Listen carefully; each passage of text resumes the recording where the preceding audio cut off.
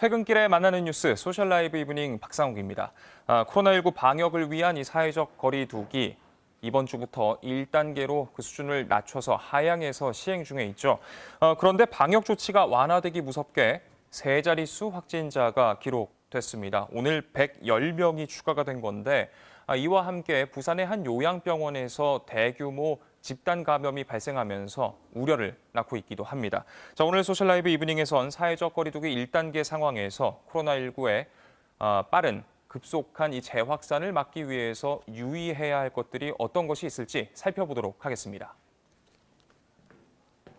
우리가 코로나를 방역의 통제 속에 둘 수 있다는 자신감에 근거한 것입니다. 민생 경제의 어려움과 국민들의 피로감도 종합적으로 고려했습니다.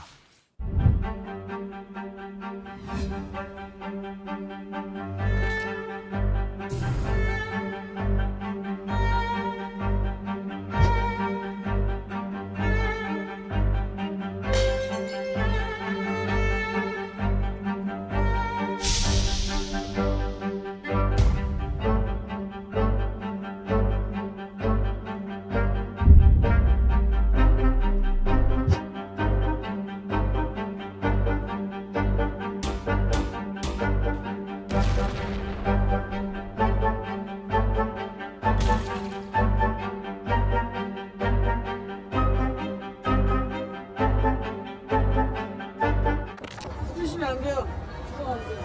평강 제한하는데 제한이 없어요, 솔직히.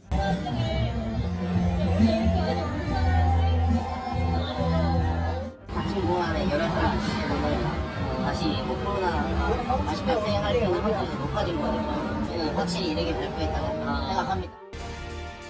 오늘 아침 중부지방을 중심으로 기온이 크게 떨어졌습니다. 대관령의 기온은 영하권으로 내려갔고 서울도 어제 아침보다 4도가량 낮은 영상 6도 안팎을 기록하고 있습니다. 올가을 들어 가장 쌀쌀한 날씨입니다.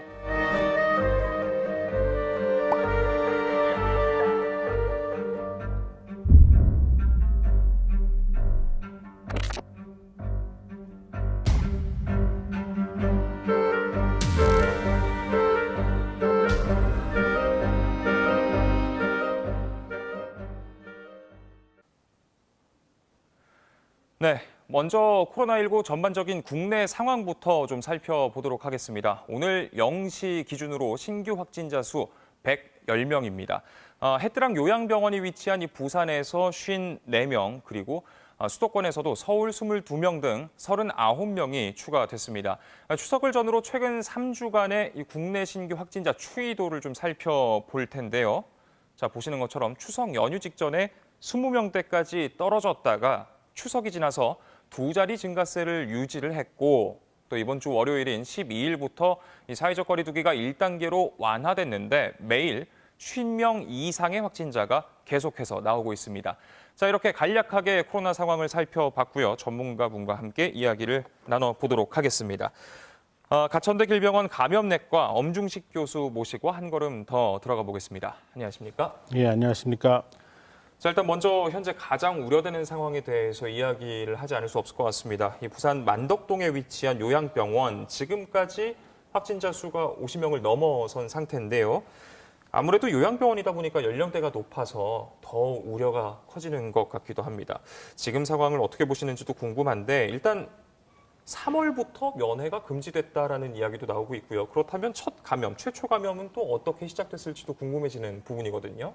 네, 환자가 상당히 한꺼번에 여러 명이 나오고 있고 또 여러 가지 상황을 보면은 이 코로나19가 확진이 되지 않은 상태에서 사망자도 발생했던 것으로 보여집니다. 이제 그런 것들을 고려해보면 생각보다 상당히 오래전부터 이 원내에서 유행이 일어났을 가능성이 있습니다. 3월부터 요양원이나 요양병원의 면회를 금지시켰기 때문에 실제로 이제 이 원내 유행의 원인이 될 수 있는 것은 결국 감염이 된 환자가 입원을 하는 과정에서 유행이 일어났을 가능성이 있고 또 이 요양병원에서 근무하는 직원 중에 감염자가 있었을 가능성도 있습니다. 그리고 어떤 이유로든 이 요양병원을 방문했던 방문객 그리고 이 방문객이 실제 환자나 직원하고 직접적인 접촉을 하면서 전파됐을 가능성, 뭐 이런 정도를 추정을 할 수가 있겠습니다. 그런데 지금 워낙 많은 확진자가 나오는 과정 중에서 이 확진자들이 대부분 자기의 어떤 증상이나 징후를 정확히 표현할 수 없는 그런 분들이 대부분이기 때문에 실제로 이 정확한 감염 유입 시기 그리고 유행의 그 과정들을 아주 세세하게 밝혀내기는 상당히 어려울 것이다 이렇게 예측을 하고 있습니다. 네, 그런데 이제 만덕동 같은 경우에 최근 들어서 보면 식당, 목욕탕, 또 초등학교 곳곳에서 확진자가 또 발생을 했다 보니까 이 동네에서, 지역에서 조용한 전파가 이뤄진 거 아닌가 싶어지는 우려도 있거든요. 네, 상당히 그 논리적으로 타당한 지적이고요. 실제로 요양병원에서 이제 유행이 좀 광범위하게 진행이 되면서 바깥으로 나올 수 있는 사람, 뭐 보통은 이제 직원이나 뭐 간병인 뭐 이런 분들이겠죠. 이런 분들이 그 요양병원 주변의 지역을 뭐 어떤 형태로든 뭐 식당을 이용하거나 아니면 여러 가지 편의시설을 이용하거나 또는 그 동네에 거주를 하는 분도 계실 수가 있겠는데 이제 그런 과정에서 그 지역 사회에 전파가 반복적으로 꾸준히 일어나고 있었을 가능성도 배제할 수가 없다고 봅니다. 네, 상황이 이렇다 보니까 방역 당국이 요양병원 또 요양시설을 대상으로 이제 검사에 들어갔는데요. 준비된 영상 보고 나서 이야기 이어가도록 하겠습니다. 노인병원, 정신병원 또는 노인 주간 보호시설은 고령층, 기저질환자가 많고 감염률과 중증도도 높습니다. 방역대책본부는 중앙역학조사반을 파견하여 부산시와 함께 해트락 요양병원이 위치한 부산시 만덕동 소재 9개 요양병원, 요양시설 등의 1,431명을 대상으로 긴급히 코로나 검사를 완료하였습니다. 다행히 양성인 분들은 없었으나 지역사회 환자 발생 가능성에 대비한 조치를 강화하고자 합니다. 방역대책본부는 수도권 소재 고위험 요양시설의 코로나19 선제적 검사를 추진하는 데 이어 지자체와 합동으로 위험도가 높은 시설에서 검사를 지속 확대할 계획입니다.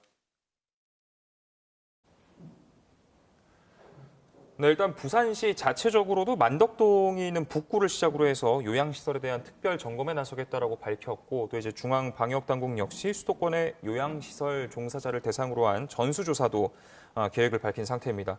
요양시설의 위험성 사실 어제 오늘 나온 그런 우려가 아닌데 현재 이런 지역별로 하는 전수조사 어느 정도 충분하다고 보시는지? 역학조사 결과를 좀 확인을 해봐야 되겠지만 우리가 통상적으로 요양원, 요양병원에 있는 환자분들이 실제로 그 요양원, 요양병원에만 계시는 게 아니라 어떤 특정한 상황에서는 다른 그 종합병원 예. 또는 뭐 대학병원 이런 쪽으로 원래 갖고 있던 병을 다시 그 진단하거나 치료하기 위한 방문을 하는 경우도 있고 또 전원이 돼서 그 다른 병원에 입원하거나 또는 요양병원을 또 변경하는 그런 사례들도 있기 때문에 이런 부분에 대해서 이런 경로를 통해서 전파가 일어났을 가능성들이 있습니다. 그래서 그 지역의 그 요양병원부터 먼저 전수 조사를 시작하는 것은 비교적 타당한 그런 방법이라고 생각을 하고 있는데 문제는 만약에 이런 요양병원의 전수조사 과정에서 다른 병원에서도 확진자가 많이 나오게 되면 이 범위를 점차 넓혀가야 될 필요성이 있는데 이럴 경우에는 방역에 상당한 부담이 될 것이라고 생각을 하고 있습니다. 네. 자, 그럼 이번엔 이번 주 월요일부터 시행 중인 이 사회적 거리두기 1단계 완화에 대해서도 좀 이야기를 나눠보도록 하겠습니다. 오늘로 완화된 지 이제 나흘째가 된 거죠. 월, 화, 수, 목요일이니까. 그런데 화요일에도 꽤나 많은 100명에 육박하는 확진자가 나왔고 오늘은 100명을 넘겼습니다. 1단계 거리두기 이대로 괜찮은 건가 이런 우려의 목소리가 크거든요. 네, 저희가 이제 사회적 거리두기를 이제 3단계로 나뉘어서 각 단계별로 그 단계 기준 그리고 기준에 따른 방역 수칙을 이제 정한 바가 있습니다. 그런데 대부분의 전문가들은 이런 단계를 조정하는 데 있어서 위험한 상황이 오면 좀 빠르고 신속하게 이 단계를 올리고 내릴 때는 조금 더 신중하게 천천히 내릴 것을 권고를 하는 경향이 있는데요.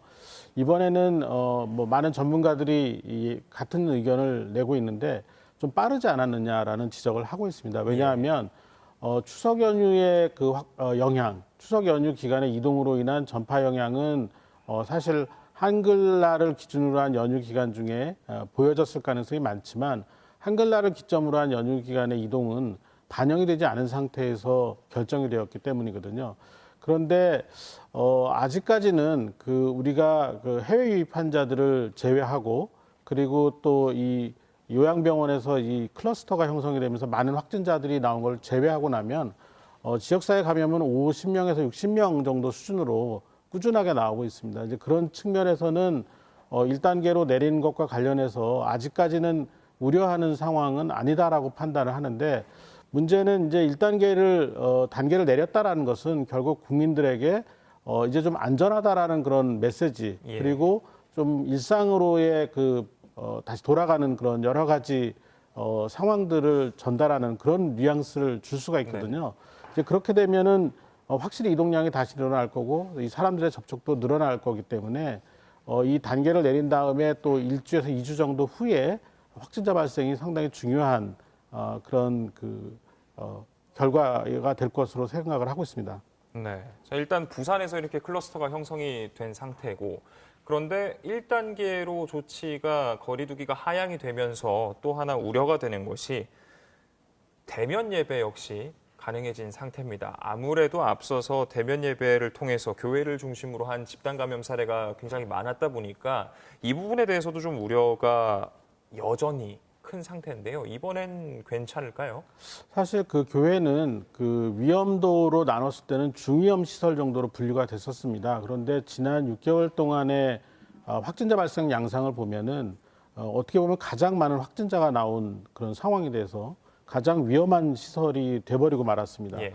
그래서 이제 이런 부분에 대해서 교회도 여러 가지 그 고민을 하고 있고 자체적으로 방역을 강화하기 위한 방법들을 모색을 하고 있습니다.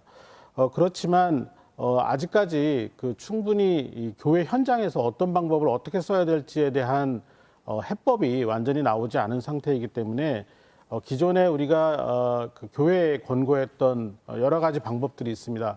가능하면 대면 예배를 최대한 사람의 숫자를 줄이고 진행하는 방법, 그리고 특히 이제 고위험군에 해당되는 분들 같은 경우에는 대면 예배가 허용이 됐다고 하더라도 가급적 이런 비대면 방법을 사용하는 그런 것들을 권고를 하고 있습니다. 그리고 예배 이외에도 예배 전후에 여러 가지 친교 활동, 특히 소규모 활동 같은 것들을 자제해 줄 것을 권고를 하고 있는데 이런 부분이 일단은 잘 지켜질 필요가 있다고 생각을 합니다. 네.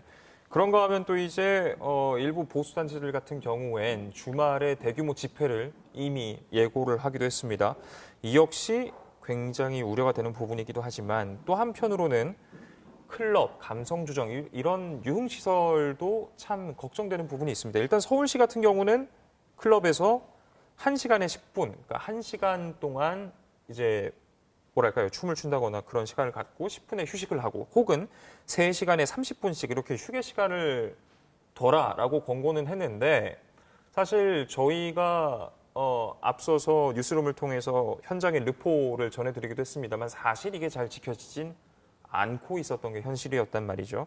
집회와 유흥시설도 사실 걱정인데. 네. 그 실제로 이런 그 대규모 집회가 이 코로나19의 유행에 굉장히 큰 영향을 미쳤다라는 것은 이미 이 광복절 광화문 집회에서 이미 알려진 바가 있습니다. 지난주까지 제 기억에 의하면은 광화문 집회와 관련된 확진자가 640명이 넘었었습니다. 실제로 그 중에서는 상당수가 중증으로 진행을 했고 사망한 사례도 있습니다. 저희 병원에서는 실제로 이제 배우자가 광화문을 다녀왔는데 그 배우자의 부인이 확진이 되면서 중증으로 진행을 해서 아직까지 에크모 같은 장비를 떼지 못하고 있는 그런 사례가 있습니다. 네. 그러니까 굉장히 많은 그 영향을 미치고 있는 거죠. 그렇기 때문에 이 집회와 관련된 그 방역을 정부가 강력하게 지금 진행을 하고 있는 것인데 사실 이 부분에 대해서는 이미 이 이전의 집회에서 방역 수칙을 잘 지키지 않은 그런 것들 때문에 신뢰도가 깨져버린 상태죠. 이제 그런 측면에서는 이 집회를 허가하기 어렵다라고 저도 생각을 하고 있고 또 특별한 어떤 그 집회를 주도하는 분들의 특별한 어떤 그 대응 방안 같은 것들을 자체적으로 제시하지 않는다면 실제적으로 이런 집회가 이루어지는 건 좀 어렵다고 생각을 하고 있습니다. 사실 뭐 클럽 같은 경우는 조금 제가 그 약간 우습게 들리실지 모르겠지만 안 가봤습니다. 예, 예. 가본 적이 없기 때문에 환경이 어떤지 잘 몰라서 정확한 답변을 드리기는 어렵지만 실제로 클럽이라는 환경이 결국 아주 밀폐된 환경에서 환기를 통제하기 어렵고 접촉을 통제하기 어려운 그런 환경에서 시간이 지나가게 되기 때문에 실제로는 지금 말씀하신 것 같은 50분 운영을 하고 10분 휴식과 같은 방법이 얼마나 효과가 있을지 전혀 알지 못합니다. 그렇기 때문에 여기에서도 현장을 잘 이해하고 있는 분들이 방역 전문가들과 함께 다시 한번 이런 클럽과 같은 그 시설들을 어떻게 운영을 해야 될지에 대한 방역 대책, 현장에 잘 맞는 방역 대책을 다시 한번 모색을 해봐야 된다고 생각합니다. 네, 정말 많은 분들께서 우려의 의견 보내주고 계시는데요. 유튜브에서 아이디 MK님, 지금의 사회적 거리두기는 미래의 거리두기 없는 날을 위한 준비 단계입니다. 꼭 지키면서 방역합시다. 아이디 김경모님, 지난번 광화문 집회 때처럼 코로나 또 걸리면 어쩌죠? 정말 걱정입니다. 큰일이네요. 아이디 이동원님, 단계 낮추자마자 다시 세 자릿수대로 올랐네. 이런 의견들 있었고요. 또 이런 질문도 있었습니다. 아이디 이정희님께서 다음 주부터 초등학교 학생들 4일간 등교라니 걱정됩니다. 맞습니다. 이제 학생들의 등교 수업도 본격화하게 되는데 학교도 사실 좀 걱정이 되는 게 사실이거든요. 예, 그렇지만 실제로 우리가 지금까지 확진자들의 양상을 보면은 이제 학교의 등교를 제한한 탓인지는 모르겠지만 20대 미만의 확진자들이 가장 적은 편입니다. 예. 그리고 또 이 20대 미만의 어린이 또는 청소년들에서는 사망자가 아직까지 나온 적이 없습니다. 그러니까 비교적 이 코로나19에 대해서는 감염 전파력이나 또는 감염이 되어도 회복되는 그 율이 굉장히 높은 편이죠. 결국은 학교의 방역을 어떻게 하느냐, 어떻게 잘 유지하느냐를 고민할 때가 된 거고, 실제로 그런 과정에서 학교의 이 현장의 얘기를 들어보면 실제로 이제 학생들이 수업을 받는 과정에서 마스크 착용이나 접촉을 줄이기 위한 여러 가지 생활 관리에 필요한 인력들이 부족하다고 합니다. 그러니까 학생들의 생활을 관리해 줘야 되는 그런 교사 이외의 인력들을 좀 충분히 충원을 해서 학교에서 안전하게 생활을 하고 학생들이 돌아갈 수 있는 여건을 마련을 해야 되겠고요. 그리고 실제로 또 이 학교에서 어떤 그 감염 사례가 발생했을 때 어떻게 대응할지에 대해서도 보건교사와 전문가들의 한라인 같은 것들을 구축할 필요가 있습니다. 그래서 빠른 시간 동안에 실시간으로 대응할 수 있는 여러 가지 장치들을 마련을 하고 대응을 해야 될 거라고 생각을 하고 있습니다. 네. 이런 가운데 날씨가 부쩍 쌀쌀해지고 있습니다. 아침, 저녁 쌀쌀한 데다 또 이제 유인 관측소에서 춘천이었었나요? 최초로 올해 처음으로 이 서리가 관측이 되기도 했었죠.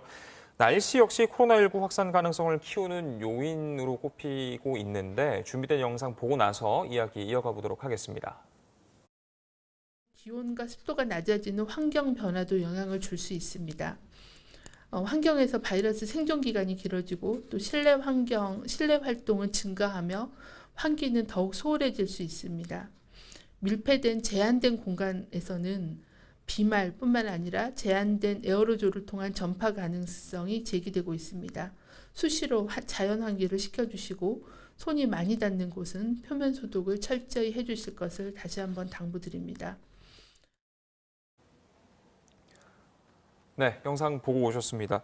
최근에 이런 연구 결과도 하나가 화제가 된 게 있었습니다. 돈 그리고 휴대전화에 있었던 이 바이러스가 28일 동안 생존해 있었다. 그래서 굉장한 화제가 되기도 했었고 또 최근 들어서 점점 더 춥고 건조해지고 앞서 설명에 따르면 이제 어떻게 보면은 바이러스에 더 좋은 그러니까 코로나19 확진자가 더 늘어날 수 있는 그런 가능성이 커진 거 아닌가 싶어지는데 어떤가요? 호흡기 바이러스들은, 그러니까 호흡기에 감염을 일으키는 바이러스들은 거의 대부분 이 차고 건조한 환경을 좋아합니다. 그러니까 가을철 이후 겨울 기간 동안에 그러니까 초봄까지 상당히 유행을 잘 할 수 있는 그런 환경이 만들어지는 거죠. 말씀하신 것처럼 생존 기간이 길어지고 또 활성도가 높아지기 때문에 잘 전파가 이루어지는데 결국 이 기간 중에 우리가 개인 방역 수칙을 얼마나 잘 지키느냐가 관건이 될 것 같습니다. 저는 이번 겨울 동절기에 상당한 그런 걱정들이 있긴 하지만 또 생각보다는 여러 가지 호흡기 바이러스 질환, 코로나19를 포함해서 이런 호흡기 질환들이 생각보다 덜 유행할 가능성도 상당히 있다고 생각을 합니다. 왜냐하면 지금까지 우리나라의 유행 양상을 보면 전 세계, 특히 이제 이 코로나19 확진 검사가 가능한 선진국들과 비교를 해봐도 확실히 확진자 수가 많지 않고 상당히 안정적으로 관리가 되고 있는데, 그 중요한 이유 중에 하나가 우리 국민들의 어떤 역량, 방역에 대한 역량이 상당히 높다라는 점입니다. 마스크 착용률이나 이런 것들이 다른 나라에 비해서 월등히 높고, 그리고 이런 방역에 참여하는 그런 어떤 여러 가지 사회문화적 요인이 확실히 우리가 앞서고 있다. 특히 아시아권 국가들이 그런 경향을 많이 보이고 있는데, 이런 측면을 고려하면 이런 마스크 착용이나 개인 위생 수칙을 잘 지키는 이런 부분들이 결국에는 이번 겨울에 생각보다 호흡기 바이러스의 유행을 굉장히 낮게 가져가면서 유지될 가능성도 높다고 보고 있거든요. 그런데 이런 부분들이 잘 이루어지려면 결국에는 이런 마스크의 공급이라든지 또 손위생을 잘 할 수 있는 환경, 그리고 이런 밀접 밀폐, 그리고 이 밀도가 높아지는 그런 여러 가지 상황들을 좀 근본적으로 생활 방역의 형태에서 잘 조절을 해야 된다는 점입니다. 이 부분이 같이 가야지만 우리가 안전하게 겨울을 날 수 있다고 생각을 하고 있습니다. 네. 지금 많은 분들께서 또 이런 의견 주고 계십니다. 1.5단계로 중간 조정해야 되는 거 아닐까요? 1단계는 빠른 감이 있는 것 같습니다. 이런 의견들이 많은데, 일단 정부가 이런 이야기를 한 적이 있었죠. 추석 이전부터 거리 두기 단계를 좀 세분화하겠다. 아직까지 구체적인 방안, 계획이 나온 건 아닙니다만 지금 이런 의견들 어떻게 보시는지요? 몇 가지 변화가 있었죠. 그리고 그 변화에 근거해서 거리두기 단계를 좀 조정하자라는 의견이 나오고 있습니다. 예를 들면 우리가 3단계 거리두기 단계를 결정할 때만 해도 중환자를 치료할 수 있는 역량, 그리고 확진자들을 수용할 수 있는 여러 가지 역량들이 1단계는 50명 이하일 때 가능했고 2단계로 올라가려면 100명 미만일 때 가능한 그런 수준이었거든요. 근데 지금 한 6개월 이상 코로나19에 대한 대응 역량을 강화하는 과정에서 최근에도 보셨겠지만 한 100명 전후의 환자가 발생을 매일 해도 이 의료기관에서 특히 이 감염병 전담하는 그런 병원이나 생활치료센터들의 어떤 구축이 잘 이루어지면서 이제 잘 견디고 있습니다. 이제 그러다 보니까 거리두기 단계 기준을 조금 상향 조정을 해도 괜찮은 그런 상황이 되었고, 또 실제로 우리가 거리두기 단계를 올리고 내리는 그런 과정에서 봤더니 위험 요인에 대한 조절을 조금 더 세분화해서 하는 것이 조금 더 여러 가지 경제적 측면까지 고려해서 유리한 점이 있다는 걸 알게 됐습니다. 그렇기 때문에 이 거리두기 단계의 기준을 어떻게 조정을 할 것인가, 또 그 단계를 조금 더 세분화할 것인가, 또 세분화된 단계에 따라서 방역 수칙을 어떻게 배분할 것인가에 대한 논의를 조금 본격적으로 할 필요가 있다고 생각을 합니다. 네, 지금까지 엄중식 교수와 이야기 나눴습니다. 오늘 말씀 고맙습니다. 감사합니다. 네, 소셜 라이브 이브닝 다음 주 월요일 7시 20분에 찾아뵙겠습니다. 시청해주신 여러분 고맙습니다.